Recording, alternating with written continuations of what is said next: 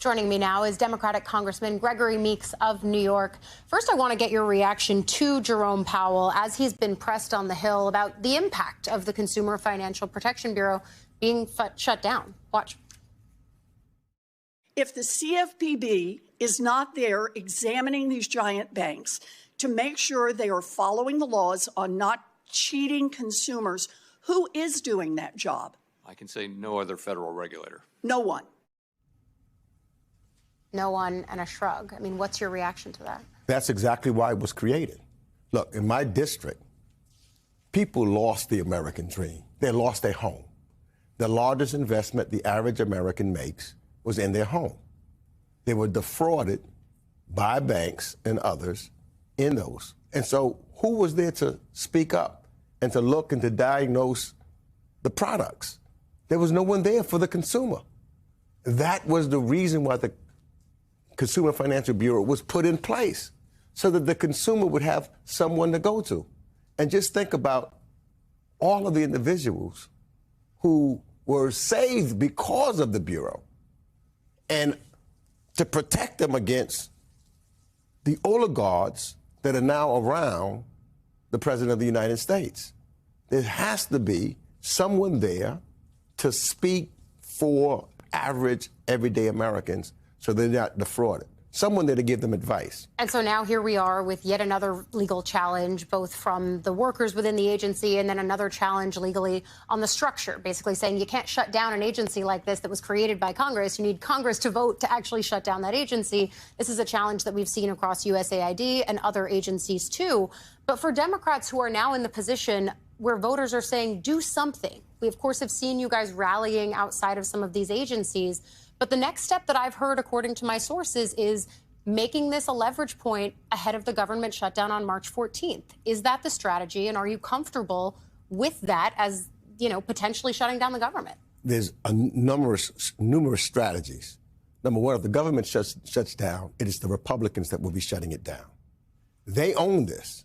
They have the majority in the House, the majority in the Senate, and the presidency. It is their job to get this done. When we had a 5-vote majority, we were able to get the job done.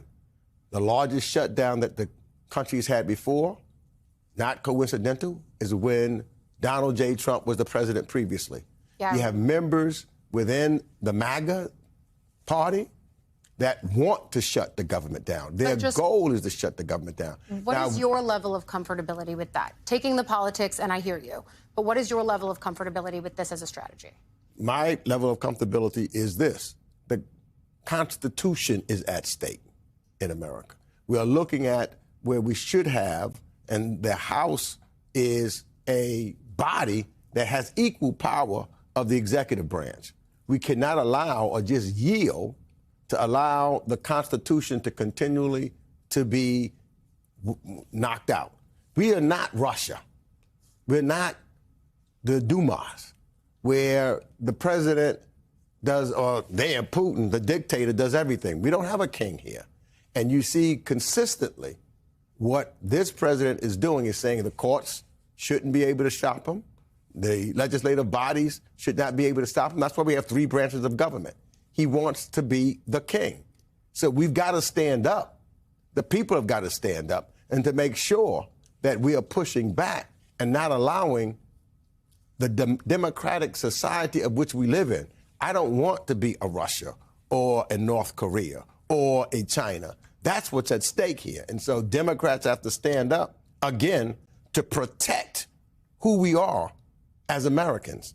The other question I want to ask you is, in your role as the ranking member on foreign relations, there's been, rightly, a lot of focus on what President Trump has suggested, a redevelopment deal in Gaza, again, tossing out the traditional playbook of the Middle East and then some. But have you gotten any kinds of briefings from the administration that would give details or any sense that they're actually seriously thinking this through? There has been no details from the administration, no accountability from the administration. They're just doing this bypassing Congress. I've got to tell you, I have written at least 7, 8, 9 letters to the administration, as well as to the chair of the Committee on Foreign Affairs, to say, let's do hearings. Let's bring some of these people in. That's what our jobs are, is to do comprehensive hearings and oversight of the executive branch.